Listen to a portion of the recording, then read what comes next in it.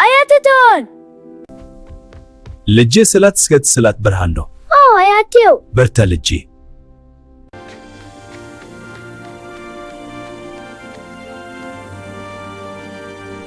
የትንሹ አሚን ጉዞ። በአንድ ሰላማዊ ከተማ ውስጥ አሚን የተባለ ትንሽ ልጅ ይኖር ነበር።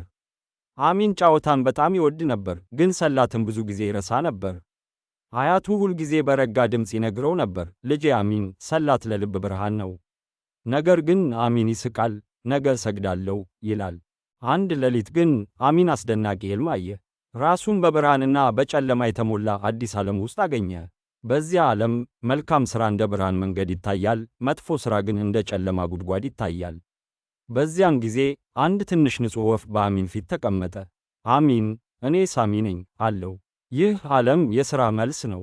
የምታደርገው ሁሉ መንገድህን ይቀይራል። በድንገት ከሕልሙ ነቃ። ፀሐይ ቤቱን በብርሃን ሞላች። አሚን ፈጥኖ የሰላት ምንጣፉን ይዞ ወደ መስጊድ ሮጠ። አያቱን አቅፎ እንዲህ አለ፣ አያቴ፣ ሰላት ብርሃን መሆኑን አሁን ገብቶኛል። ከዚያ ቀን ጀምሮ አሚን ሰላቱን ጠብቆ መልካም ሥራ የሚያደርግ ልቡን በብርሃን ያብራ ልጅ ሆነ። ይህ ዓለም የሥራ መልስ ነው። የምታደርገው ሁሉ መንገድህን ይቀይራል። አሚን ቀጥሎ በመንገድ ላይ ፈተናዎችን አገኘ። ሰላትን ሲተው መንገዱ ይጨልማል።